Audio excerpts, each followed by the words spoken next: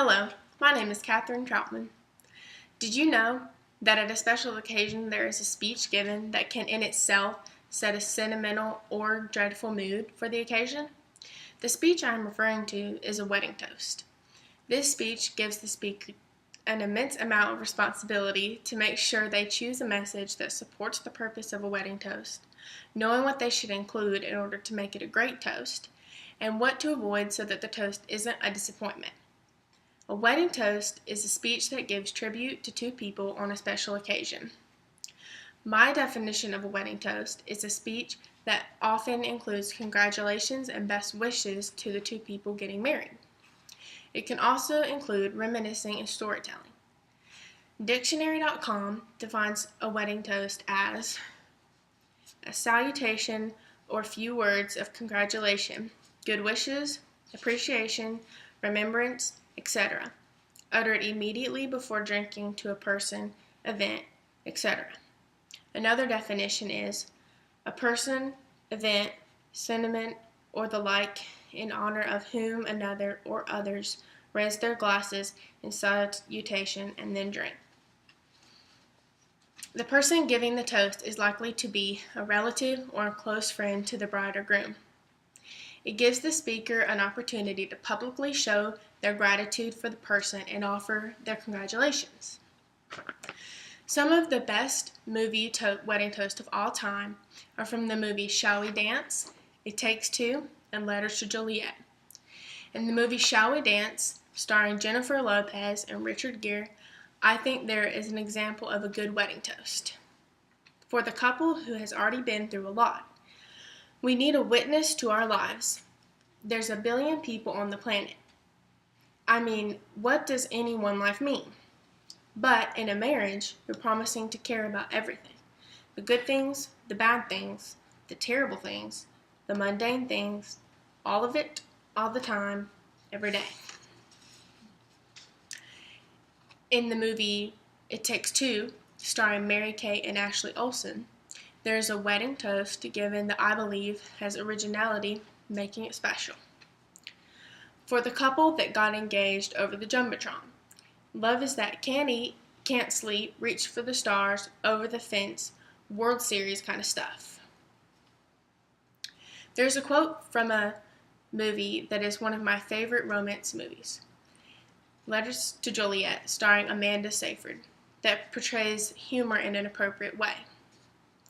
For the clown in your group, when he finally gets married, husbands are like wine. They take a long time to mature. If a speaker takes some essential steps to making the wedding toast, I believe it can easily be a success. To start the toast, the speaker should say something heartfelt and caring to the bride and groom. An example of this could be, I love you both so much. Jamie, you are my best friend. We've grown up together and I am so very grateful that we did not grow apart. And Jake, I love you too, for not only being such an incredible partner for my best friend, but for being a great friend to me also. Next, the speaker should say something sweet about the couple. A good way to do this would be, what I love the most about you two is how well you fit in each other's lives. It's hard to imagine a time when you weren't Jamie and Jake. It may seem to some people like you two were just meant to be and that fate put you together. I think to look at it in that way diminishes how amazing your relationship really is. To end the speech, the speaker should say something to leave the bride, groom, and audience in a sentimental mood. Something like, your love makes us smile, makes us tear up with joy, and makes us believe in the kind of love cynics would make you believe is impossible. Thank you for being an inspiration and my friends. There are several things the speaker should avoid that I think would ensure the toast is not disastrous. According to Glow.com, there are 3 of the worst things to say in a wedding toast are a rough start, the breakup crack, and the anti-marriage remark. A rough start could happen by saying something like, when I first met the groom, I didn't like him at all that much. This will most likely set off a bad mood for the toast. The breakup crack is saying something like, The last time you guys broke up, we were all sure it was over, but look how wrong we were. This can make the couple and the audience feel uncomfortable. The anti-marriage remark can be said like, to a thrilling lifetime of together spent watching thousands upon thousands of hours of television. This can make the couple have a negative feeling about marriage. In some ways, I used to look at giving a wedding toast as a simple task, but I have learned it is quite the contrary.